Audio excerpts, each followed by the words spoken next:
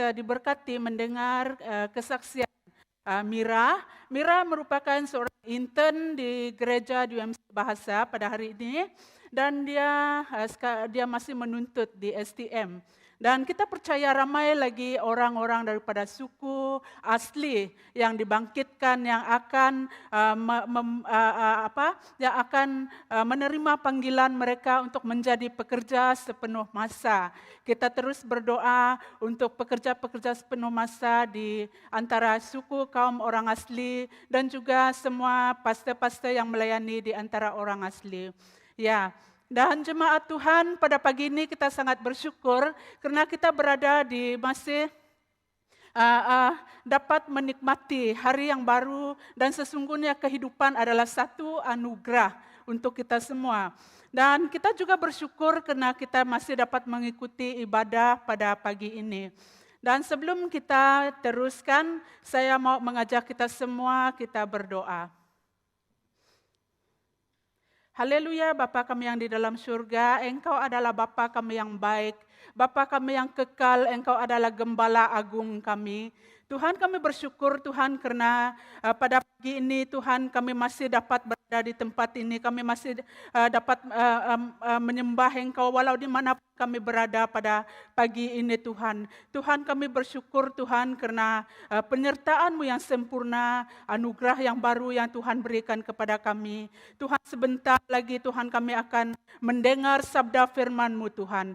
Tuhan, hamba-Mu tidak punya apa-apa, tetapi Tuhan Roh Kudus yang berkarya pada pagi ini Tuhan. Roh Kudus yang meletakkan perkataan-Mu di dalam mulut hamba-Mu Tuhan. Sembunyikan hamba di belakang salib-Mu. Demikian kami berdoa untuk semua yang menyertai ibadah kami Tuhan pada pagi ini Tuhan. Kami berdoa Tuhan, memohon biar Tuhan Engkau yang mempersiapkan Tuhan hati kami semua untuk menerima lawatan, untuk menerima Tuhan Yesus sabda firman-Mu pada pagi ini Tuhan. Tuhan, kami berdoa Tuhan bagi semua line internet kami, gadget yang kami gunakan. Engkau tutup bungkuskan semuanya Tuhan dengan kuasa-Mu. Terima kasih Bapa, terima kasih Roh Kudus. Berkaryalah Tuhan pada pagi ini. Terima kasih Tuhan. Dalam nama Yesus kami berdoa. Amin. Shalom sekali lagi. Kami ucapkan untuk semua yang mengikuti ibadah online kita pada hari ini. Dan dalam beberapa bulan kebelakangan ini, Pastor Edi telah membawa kita dengan beberapa siri akhir zaman, siri yang cukup mencabar dan message yang sangat perlu didengar pada zaman-zaman ini. Manakala Elder Ann pula dia membawa kita dengan siri Amazing Promises of God, di mana dia membawa kita memperingati sekali lagi janji-janji Allah di dalam Alkitab, janji yang kita perlu dengar pada hari-hari yang terakhir ini, janji yang kita perlu dengar pada zaman yang tidak tentu ini, janji Tuhan yang tidak berkesudahan. Dan minggu lepas Pastor Jurel membawa kita melihat rencana Allah yang besar untuk masa depan kita. Rencana yang penuh harapan, yang bukan rencana kecelakaan. Ya, dan pada hari ini saya mau membawa kita belajar mengenai satu hal yang sangat diperlukan dunia pada zaman-zaman akhir ini, yaitu mengembalakan domba-domba. Saudara, kalau kita lihat di keadaan di seluruh dunia pada hari ini, terlalu banyak perkara dan musibah yang berlaku di seluruh dunia. Bukan saja di Malaysia, tetapi di seluruh dunia secara amnya. Seperti kata seorang hamba Tuhan 2 tahun yang lepas, setiap menit berlaku satu kegerakan yang baru di dalam dunia ini. Sama ada kita sedar atau tidak, satu kegerakan yang pantas, yang sangat cepat berlaku di sekeliling kita pada hari ini. Dan itu yang berlaku pada hari ini. Dalam kesibukan dunia menghadapi pandemik COVID-19, kemelut politik, musibah bencana alam dan sebagainya, banyak kegerakan baru yang muncul. Hal-hal yang membuat kita semakin menjauh daripada Sang Pencipta, yang membuat kita semakin jauh daripada Gembala Agung kita. Itu sebabnya dunia memerlukan seorang gembala yang baik yang boleh menuntun kita pada hari ini, umat-umat yang dikasihi Tuhan.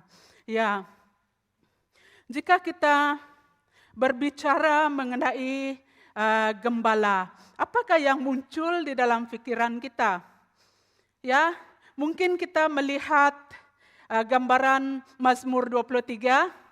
Mazmur 23 di mana kita menggambarkan seorang gembala yang baik, yaitu Yesus. Ya, dia memegang tongkat dan memerhatikan domba-dombanya. Ya, mungkin juga kita melihat satu gambaran, yaitu Daud sebelum dia diangkat menjadi raja. Ya, dia diangkat menjadi raja, mungkin dia sedang duduk di padang, memegang kecapi, berlatar belakangkan domba-domba. Dan mungkin juga kita melihat gambaran di dalam gambaran di dalam Lukas pasal 15 ayat 1 sampai 7, yaitu perumpamaan tentang domba yang hilang. Kita melihat gambaran Yesus sebagai gembala yang memegang domba, memikul domba di bahunya. Dan pada hari ini saya mau membawa kita melihat satu konteks gembala dari sudut panggilan kita pada zaman-zaman akhir ini. Mari kita melihat, saya mau mengajak kita semua membaca di dalam Yohanes pasal 21 ayat 15 sehingga ayat 18. Yohanes 21 ayat 15 sehingga ayat 18. Sesudah sarapan, Yesus berkata kepada Simon Petrus, "Simon anak Yohanes, apakah engkau mengasihi aku lebih daripada mereka ini?" Jawab Petrus kepadanya, "Benar Tuhan, engkau tahu bahwa aku mengasihi engkau." Kata Yesus kepadanya, "Gembalakan domba-dombaku." Kata Yesus pula kepadanya kedua kalinya, "Simon anak Yohanes, apakah engkau mengasihi aku?" Jawab Petrus kepadanya, "Benar Tuhan, engkau tahu bahwa aku mengasihi engkau." Kata Yesus kepadanya, "Gembalakan domba-dombaku." Kata Yesus kepadanya untuk ketiga kalinya, "Simon anak Yohanes, apakah engkau mengasihi aku?" Maka sedih hati Petrus karena Yesus berkata untuk ketiga kalinya, "Apakah engkau mengasihi aku?" Dan dia berkata kepadanya, "Tuhan, engkau tahu segala sesuatu. Engkau tahu bahwa aku mengasihi engkau." Kata Yesus kepadanya, "Gembalakanlah domba-dombaku. Aku berkata kepadamu, sesungguhnya ketika engkau masih muda, engkau mengikat pinggangmu sendiri dan engkau berjalan kemana saja kau kehendaki. Tetapi jika engkau menjadi tua, engkau akan mengulurkan tanganmu dan orang lain akan mengikat engkau, membawa engkau ke tempat yang tidak kau kehendaki." Ya saudara, dari teks yang kita baca sebentar tadi, peristiwa ini adalah perbualan di antara Yesus dan Simon Petrus selepas kebangkitan Yesus. Ya, sebelum dia naik ke surga, dia menampakkan dirinya kepada murid-muridnya. Yang menariknya di sini, kenapa Yesus memilih untuk bertanya soalan ini kepada Simon Petrus? "Apakah engkau mengasihi aku, Simon?" Bagaimana orangnya Simon ini sehingga Tuhan bertanya soalan ini daripada Simon berbanding dengan murid-murid yang lain. Kenapa Tuhan tidak bertanya soalan yang sama dengan murid-murid yang lain, tetapi dia memilih untuk bertanya soalan ini dengan Simon? Mari kita melihat beberapa karakter Simon, bagaimana karakter Simon Petrus. Apakah karakter, bagaimanakah orangnya Simon Petrus ini? Ya. Yang pertama, Simon Petrus, dia adalah seorang nelayan. Dia tidak berpelajaran tinggi. Tetapi dia adalah seorang yang siap dan rela. Ya, dia adalah seorang yang siap dan rela. Seorang nelayan pada waktu itu, jika mereka adalah seorang nelayan, itu adalah sumber mata pencarian mereka untuk keluarga mereka, untuk menanggung perbelanjaan harian mereka. Dan Simon Petrus dia bekerja sebagai seorang nelayan seumur hidupnya. Dan apa yang berlaku di sini, bila dia menjadi seorang nelayan, biasanya dia akan dilatih semenjak mereka remaja, di mana mereka akan dilatih tentang pekerjaan seorang nelayan, di mana dia akan belajar bagaimana selok-belok lautan yang luas, ya, untuk belajar bagaimana arah angin, di mana boleh mencari ikan yang banyak. Dan sehingga mereka tidak mempunyai masa yang banyak dengan komuniti di sekeliling mereka. Dan yang kedua, Simon dia juga mempunyai iman yang sangat sederhana. Ya, kalau kita lihat di dalam Matius pasal 16 ayat 13 sehingga ayat 15. Ya, dia berkatakan begini. Yesus pergi ke daerah berhampiran kota Kaisarea Filipi. Dia bertanya kepada muridnya, menurut kata orang, siapakah anak manusia itu? Mereka menjawab, ada yang berkata Yohanes Pembaptis, ada yang berkata Elia, ada pula yang berkata Yeremia atau nabi lain. Yesus bertanya, menurut kamu, siapakah aku ini? Dan Simon Petrus menjawab, engkau ialah Kristus, anak Allah yang hidup. Dan bagaimana Simon, seorang yang tidak berpelajaran, dia dengan berani menyatakan mengaku bahwa Yesus adalah anak Allah yang hidup. Dan jawabannya sangat direct forward. Kalau kita lihat kembali teks yang sebelumnya, jawaban daripada murid-murid lain, mereka menyatakan apa yang mereka dengar, jawaban pendapat orang lain. Tetapi apa yang Simon Petrus katakan di sini, dia katakan sesuatu yang daripada fikiran, daripada hati dia. Bahwa Yesus ialah Kristus, anak Allah yang hidup. Dan kita tahu bahwa ini diberi oleh Allah Bapa ke dalam hatinya. Pengetahuan yang diberi oleh Allah Bapa ke dalam hati Simon Petrus. Dan seterusnya, Simon Petrus adalah seorang yang terlalu mengikuti gerak hati dan cepat mengeluarkan perkataan.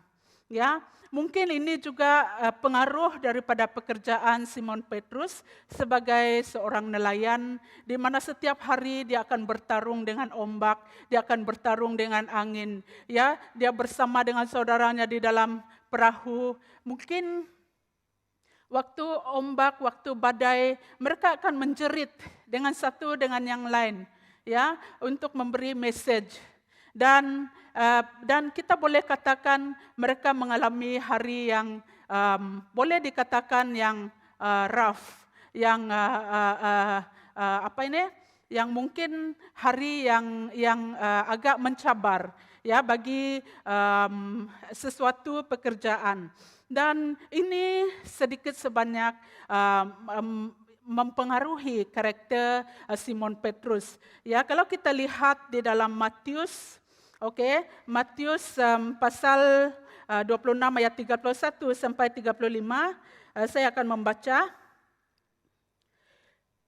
Kemudian Yesus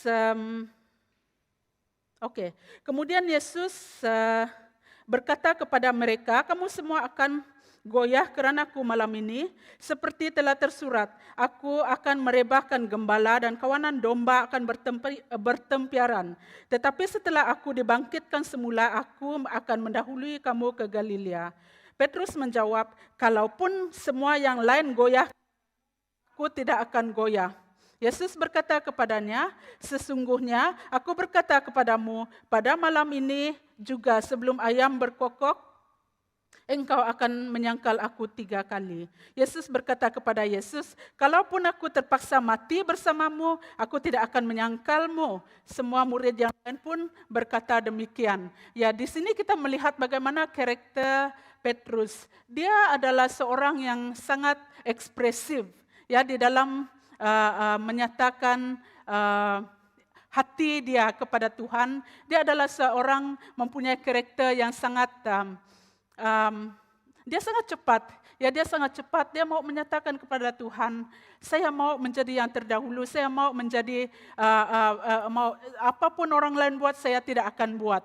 Ya, dan kadang-kadang karakter dia akan mengeluarkan perkataan tanpa berpikir dengan panjang. Ya, ini adalah karakter Simon Petrus. Dan satu lagi karakter dia adalah, dia mempunyai karakter yang goyah dan lemah saat menghadapi tantangan. Ini sangat jelas di dalam satu siri yang saya rasa memang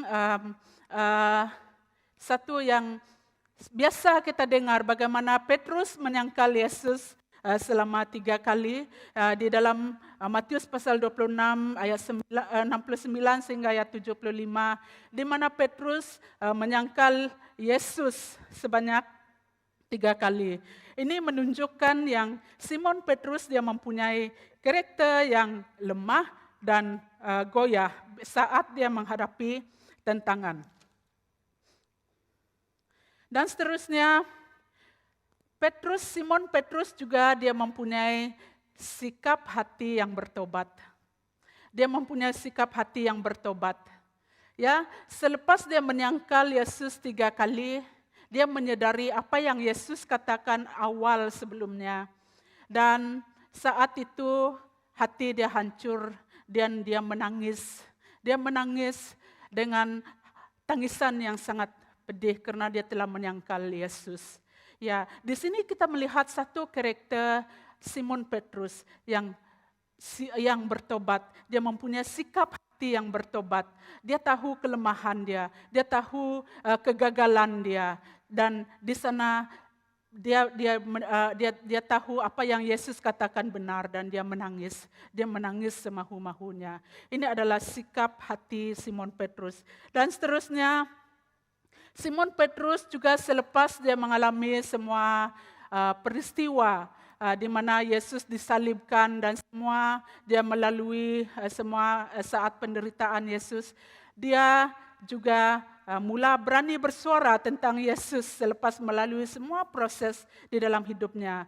Dan apa yang berlaku kalau kita lihat di dalam Kisah Para Rasul, dia menjadi juru cakap untuk 12 orang rasul, dan dia juga berani untuk membawa kabar baik tentang Yesus ke seluruh dunia pada waktu itu. Dan kita lihat bagaimana seorang nelayan yang tidak banyak berkomunikasi dengan masyarakat, seorang nelayan yang tidak banyak berhubung dengan masyarakat semenjak di masa mudanya. Dan kini dia sudah menjadi seorang juru cakap untuk 12 rasul, yang menjadi juru cakap untuk 12 rasul. Dan kita melihat daripada semua ini banyak kelemahan Simon Petrus. Banyak kelemahan Simon Petrus, tetapi Tuhan tetap memilih dia. Tuhan tetap memilih dia. Mungkin kita seperti Simon Petrus pada hari ini. Kita merasakan kita tidak cukup, ataupun kita merasakan kita tidak layak.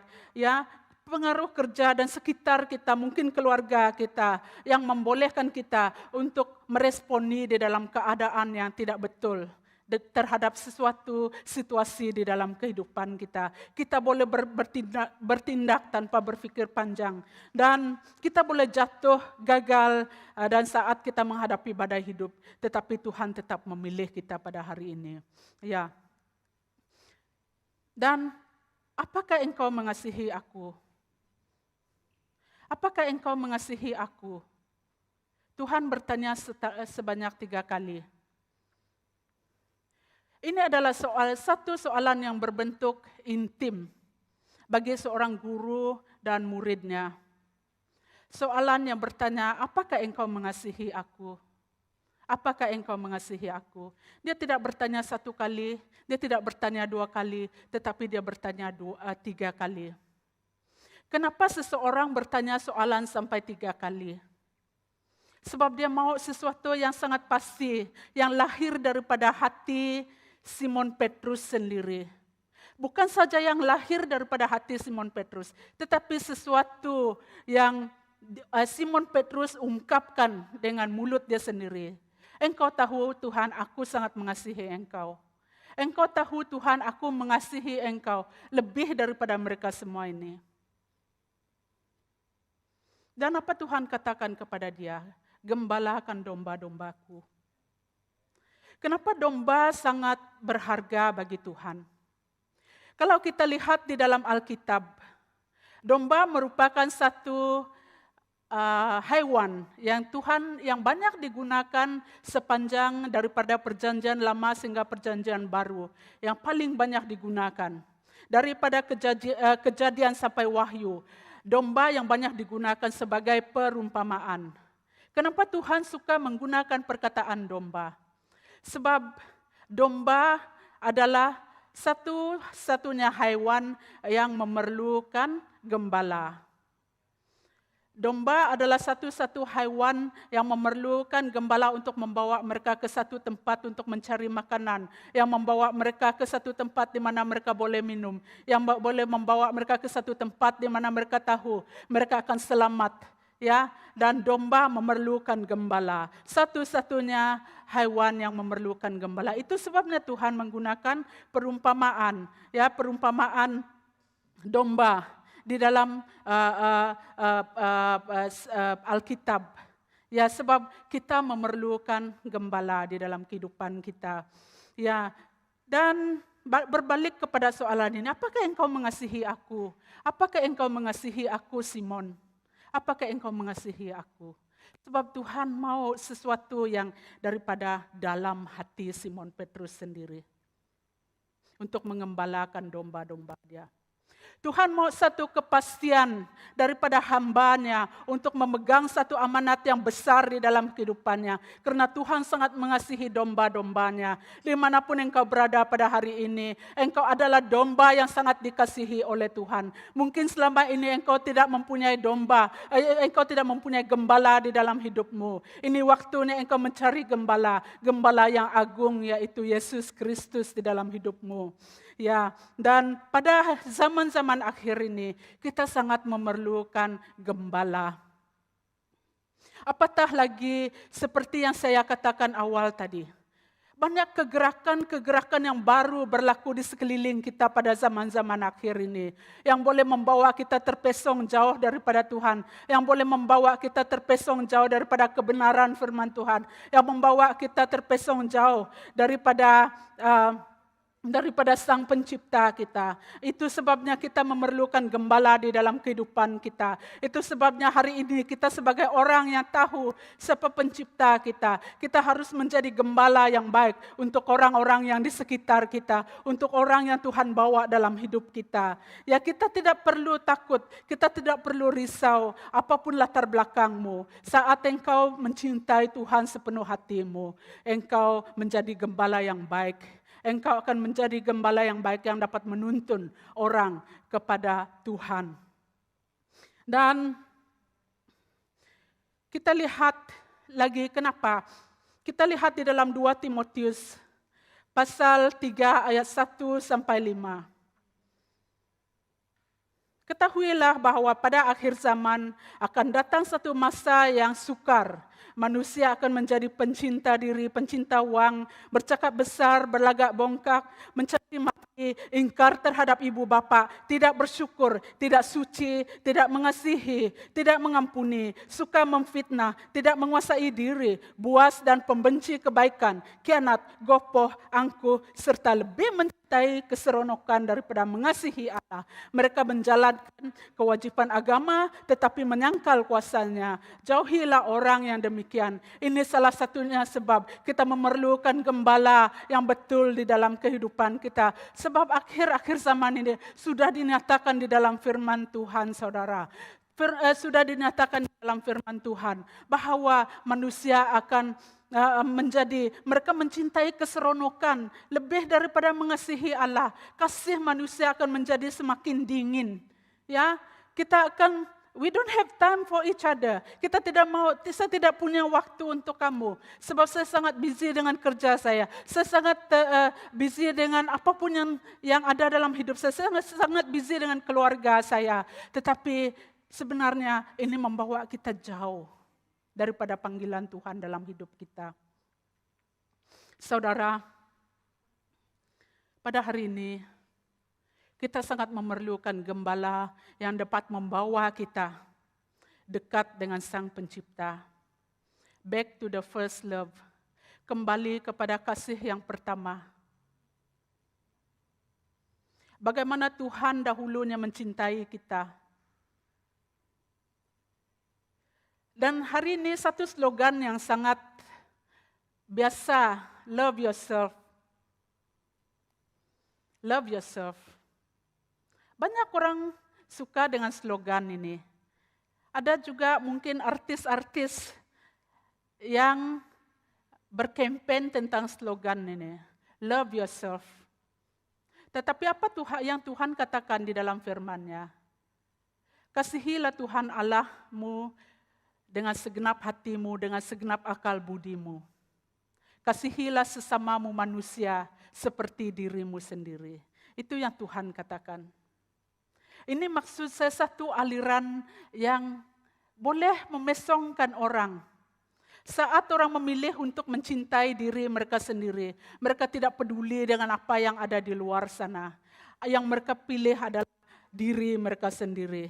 Itu bukan yang Tuhan mau dalam kehidupan kita, saudara.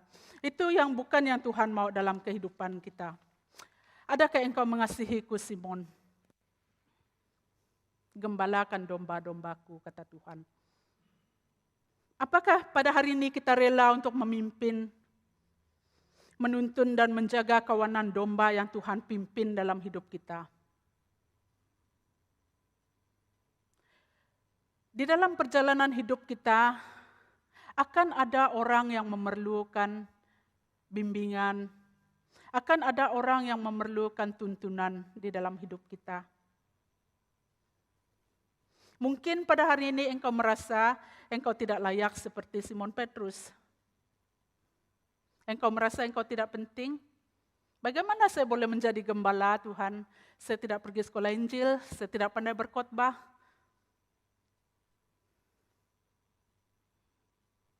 Dan saya orang yang selalu gagal dalam hidup saya. Saya tidak berpelajaran. Hidupku belum terurus. Bagaimana saya boleh melakukannya, mengembalakan orang kalau hidup saya begini? Tetapi kita melihat bukti bagaimana Yesus melihat Simon Petrus yang serba tidak lengkap dalam hidupnya, tetapi Tuhan memilih dia. Tuhan memilih dia untuk menjadi gembala. Dia katakan, gembalakan domba-dombaku. Adakah Simon lebih baik daripada murid-murid yang lain? Sudah pasti tidak. Tetapi kita tahu bahwa Simon adalah orang yang, satu karakter yang mungkin dia sangat agresif di dalam karakter dia, dan dia juga pernah di-rebuke oleh Tuhan, yang pernah ditentang oleh Tuhan di dalam kehidupan dia. Ya, sepanjang mereka melayani. Tetapi dia juga adalah seorang yang Tuhan Tuhan pernah beri kata nubuatan. Petrus, di atas batu inilah engkau akan didirikan, dan itu adalah Simon Petrus, orang yang tidak terurus, orang yang tidak berpelajaran tadi, orang yang tidak punya apa-apa pangkat di dalam masyarakat, hanya seorang nelayan. Dan bagaimana dengan kita pada hari ini? Adakah kita rela? Bagaimanakah kriterianya untuk menjadi seorang gembala? Ya, kita melihat ada 4 kriteria yang saya bawa di sini. Yang pertama, kriteria seorang yang menjadi seorang gembala ialah memberi makan kepada domba-domba. Kita melihat di dalam Mazmur 23 ayat 5e, engkau menyediakan hidangan bagiku di hadapan lawanku. Hidangan di sini berbicara tentang firman Tuhan yang hidup. Firman Tuhan yang hidup. Kenapa dunia ini memerlukan firman Tuhan yang hidup? Karena firman Tuhan yang hidup ini yang dapat memungkinkan kita menghadapi segala apapun arus yang ada di dalam kehidupan kita. Apapun arus-arus yang berlaku di sekeliling kita. Dengan firman Tuhan kita dapat menghadapi semuanya. Tugas seorang gembala, kita akan membawa mereka untuk mendalami firman Tuhan. Kita memberi mereka makanan rohani yang daripada firman Tuhan. Firman Allah yang hidup. Dan di dalam firman Tuhan ini tercetus banyak janji Tuhan. Janji Tuhan untuk masa depan kita yang penuh harapan. Seperti yang Pastor Juril bawa kita dengan pada minggu lepas, ya. Dan firman Tuhan ini juga yang menjadi satu batu dorongan untuk kita saat kita menghadapi dunia yang seolah-olah tidak ada harapan pada hari ini, di mana kita melihat kejatuhan ekonomi di mana-mana, di rata-rata tempat disebabkan pandemik ini. Tetapi di dalam firman Tuhan ini yang meneguhkan kita bahwa Tuhan itu adalah sumber berkat di dalam kehidupan kita. Dia tidak akan membiarkan domba-dombanya kelaparan. Itu sebabnya kita harus berpegang kepada firman Tuhan pada hari ini. Itu sebabnya seorang gembala yang baik, engkau harus membawa anak-anak ke domba untuk melihat, untuk menikmati firman Tuhan dalam kehidupan. Dan yang kedua, kita akan kriteria seorang gembala adalah bersifat melindungi.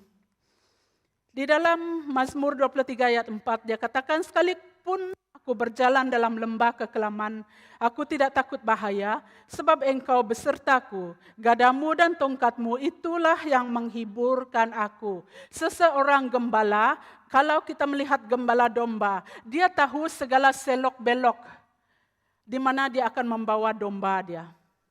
Kalau dia membawa domba itu ke kawasan yang berbukit, dia akan pastikan bahwa tidak ada curam yang terlalu berbahaya untuk domba-dombanya. Dan jika dia membawa satu domba dia ke satu padang yang baru, dia tahu bahwa di sana tidak akan ada binatang buas yang dapat membawa bahaya kepada domba-dombanya. Sebab dia tahu persekitaran dombanya. Dan melindungi adalah bersifat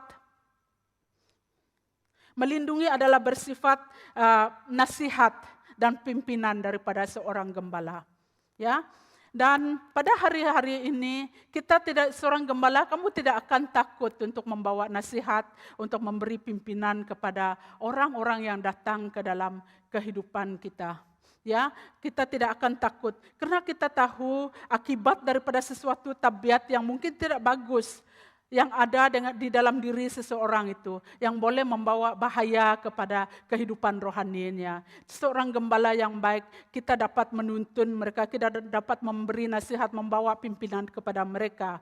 Dan seterusnya adalah mencari yang tersesat. Matius 10 ayat 6. Pergilah kepada domba-domba yang hilang dari umat Israel. Saudara, pada hari ini, zaman-zaman akhir ini, banyak orang-orang yang mungkin terserak, yang telah menyimpang, yang telah menjauh daripada hadirat Tuhan di dalam kehidupan kita.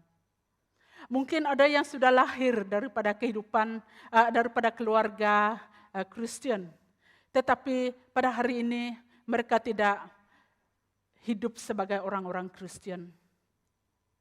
Seorang gembala yang baik, kita harus membawa orang-orang ini kembali kepada Sang Pencipta. Saya sangat terinspirasi dengan seorang saudari di dalam pelayanan yang sama-sama rakan sepelayanan saya.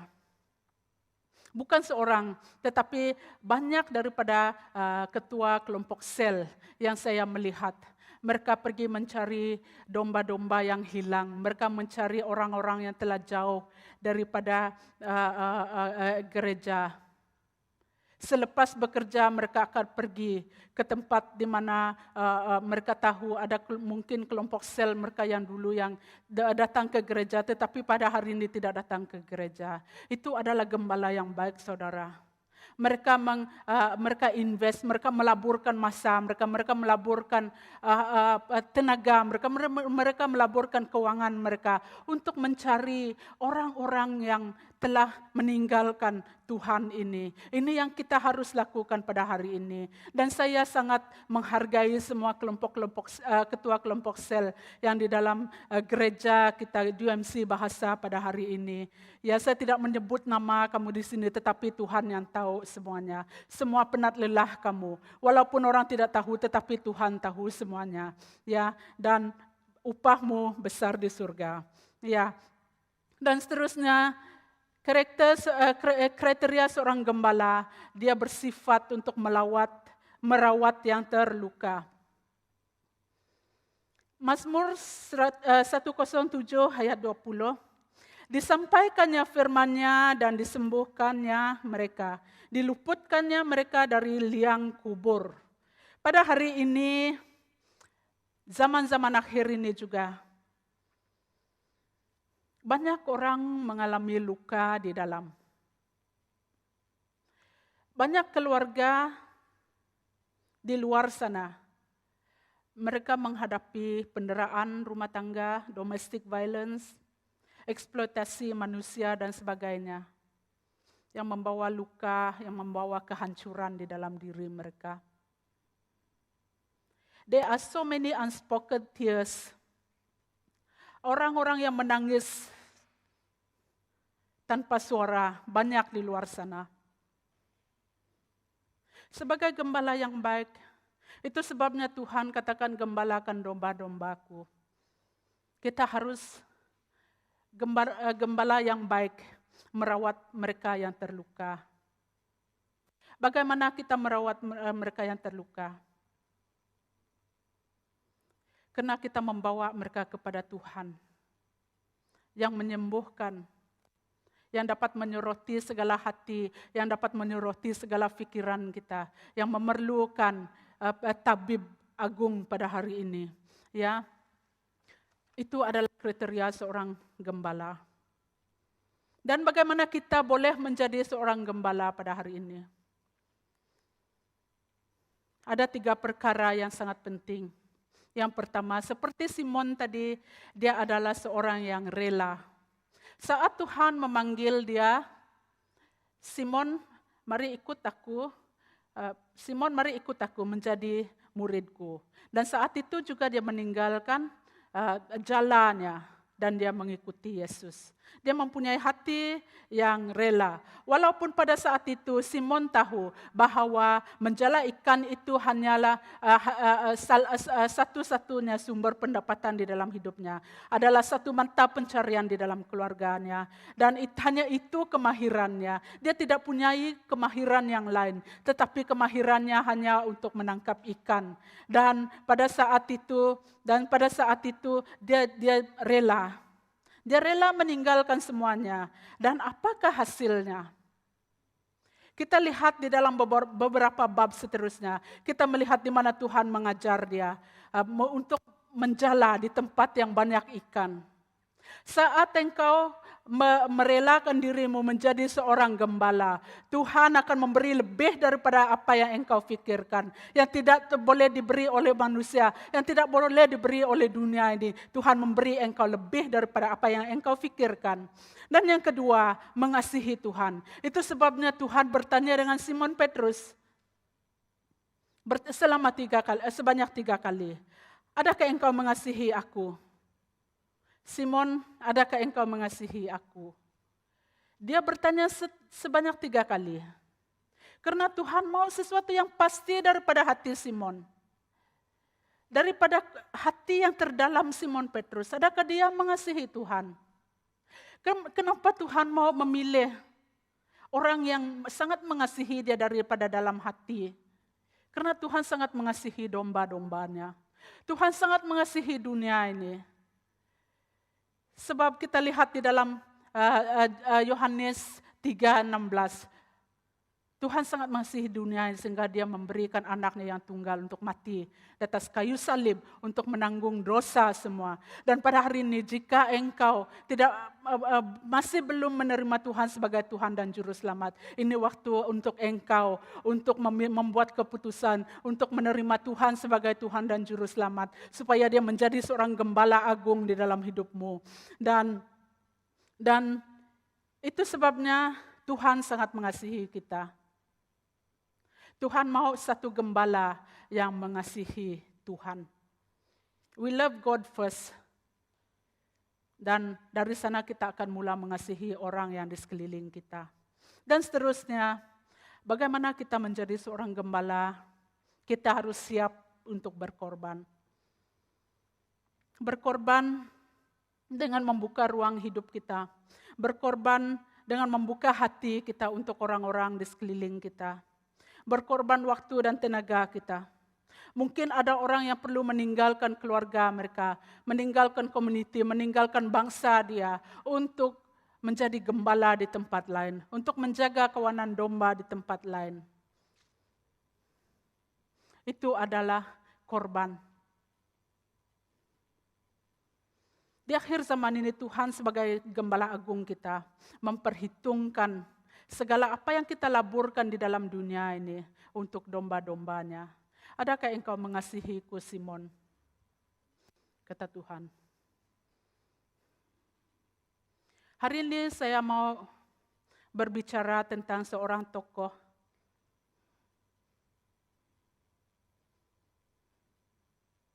Saya katakan dia seorang yang tokoh di dalam pelayanannya. Pastor Munga Semayong. Saya ingat di awal-awal pelayanannya, di antara suku kaum asli, Pastor Munga Semayong adalah seorang daripada suku Lun Bawang. Dia daripada Long Sukang dan dia datang ke Semenanjung dan di Semenanjung dia mula melayani antara orang asli. Saya teringat di awal pelayanannya, saya bersama dengan dia, melawat dia untuk beberapa hari, mengikuti dia pergi melawat. Masa itu domba-dombanya tidak banyak. Mungkin domba-dombanya adalah terdiri daripada kanak-kanak sekolah minggu, kanak-kanak kecil, dan 1 atau 2 keluarga. Dan dia hidup dengan sangat sederhana, dia melakukan semuanya dengan sukacita, dengan penuh kegairahan yang daripada Tuhan. Dan beberapa tahun selepas itu saya melihat pelayanannya mula berkembang. Karena saya tahu dia memilih untuk melakukan itu sebab dia mengasihi Tuhan.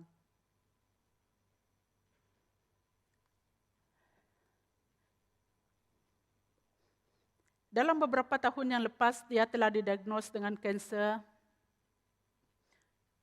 Dan waktu dia di dalam kesakitannya, fase kesakitannya yang awal, dia masih tetap mau melayani Tuhan. Dia masih tetap mau melayani Tuhan. Sehingga ada satu waktu yang betul-betul dia memang tidak ada harapan, dia dibawa kembali ke kampung halamannya bersama dengan keluarganya. Dan walaupun dia di sana hatinya tetap dengan orang-orang asli di Pahang.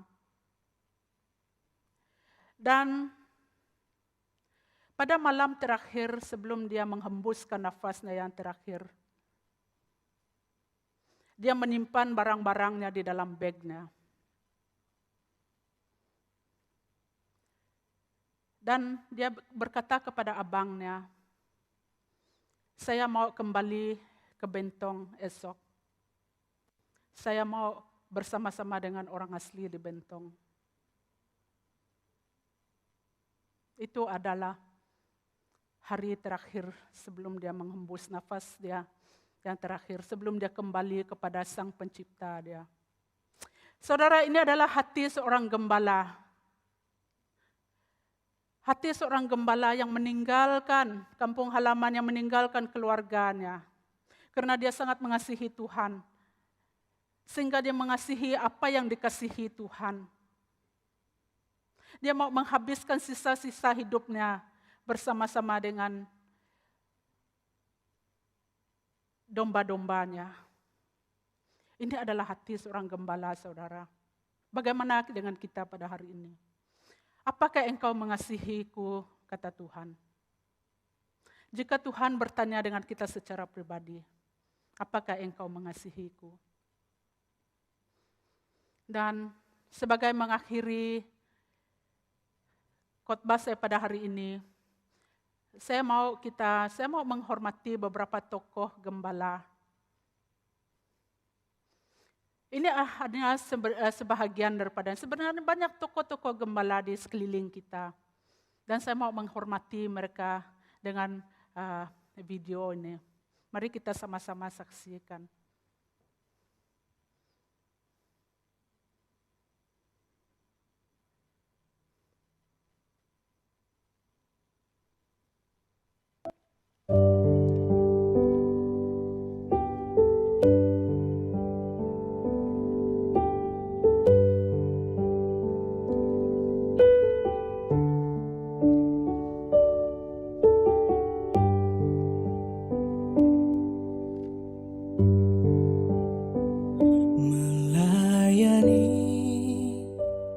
Melayani lebih sungguh,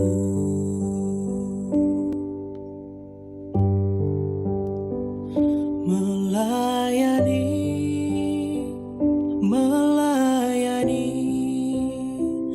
lebih sungguh.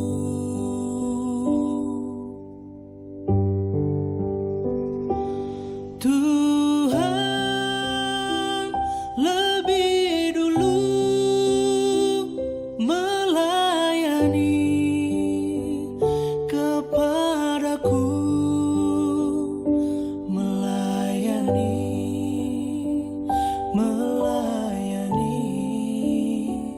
lebih sungguh.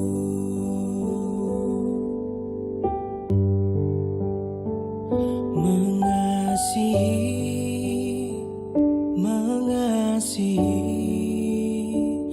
lebih sungguh,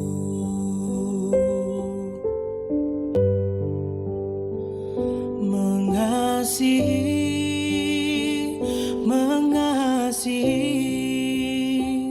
lebih sungguh.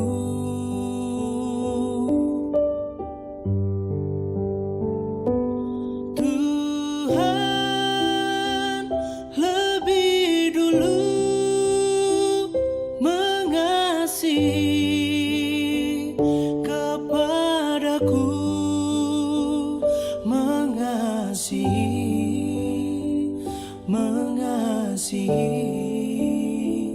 lebih sungguh.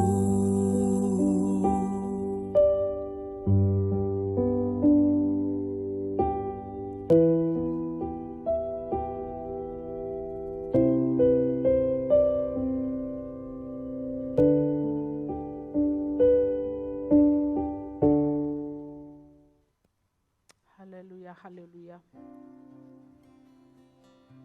Haleluya. Saudara, engkau telah mendengar firman Tuhan pada pagi ini. Bagaimanakah responmu dengan panggilan Tuhan di dalam hidupmu? Adakah engkau siap untuk menjadi seorang gembala? Adakah engkau siap untuk mengembalakan domba-domba yang di luar sana yang memerlukan Yesus pada hari ini?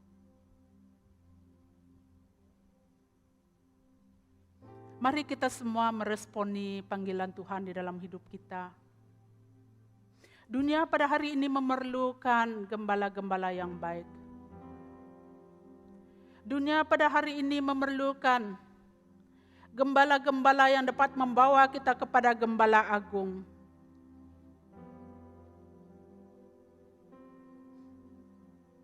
Adakah engkau mengasihiku? Tuhan bertanya sekali lagi. Gembalakan domba-dombaku.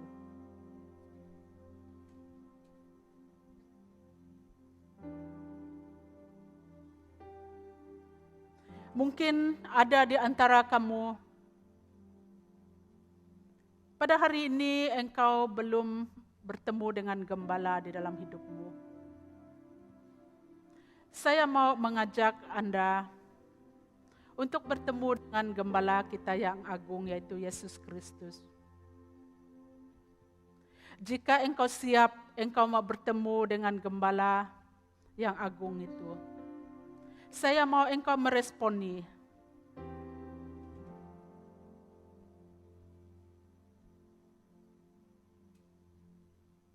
Secara online, engkau boleh memberi emoji mengangkat tangan. Supaya tim pelayanan kami dapat melayani engkau. Mungkin hari ini engkau siap mau menerima panggilan Tuhan dalam hidupmu. Tuhan, aku siap mau menjadi gembala untuk siapapun yang engkau bawa dalam hidupku. Engkau responi di dalam hatimu. Dimanapun engkau ada pada saat ini. Baik itu di dalam rumahmu, di dalam bilikmu, di tempat kerjamu. Responi di dalam hati, katakan, Tuhan, aku siap.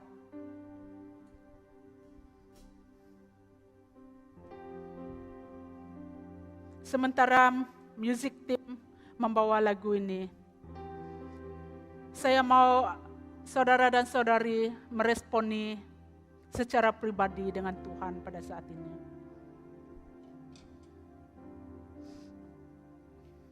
Melayani, Haleluya Yesus.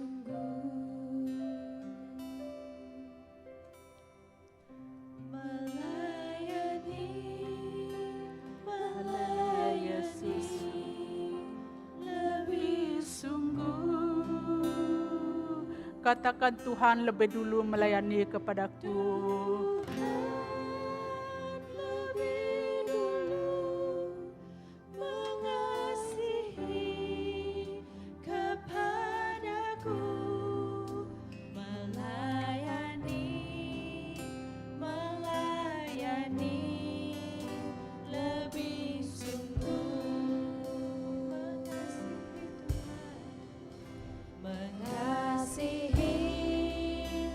Mengasihi lebih sungguh.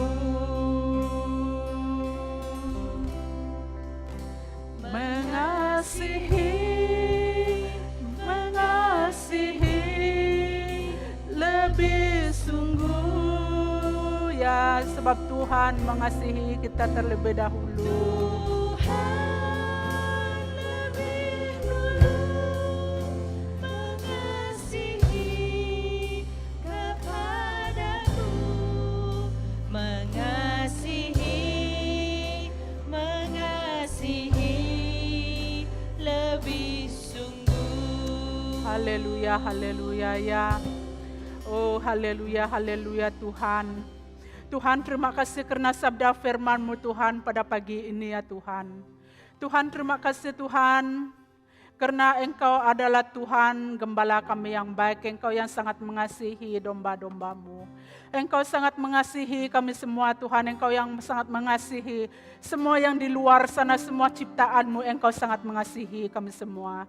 Tuhan, pada pagi ini Tuhan, pagi ini Tuhan kami datang Tuhan. Tuhan, dengan hati kami Tuhan yang telah meresponi kepada firman-Mu. Tuhan, Engkau yang memakai kami menjadi gembala-Mu Tuhan. Pada hari-hari akhir ini Tuhan, zaman-zaman akhir ini, gembala-gembala yang dapat menuntun kawanan domba-Mu Tuhan kepada Engkau Tuhan, kepada hadirat-Mu ya Tuhan. Tuhan, apapun kegerakan yang ada di sekeliling kami, Tuhan, musibah yang ada di sekeliling kami Tuhan, mata kami tertuju kepada Engkau, gembala kami yang agung ya Tuhan.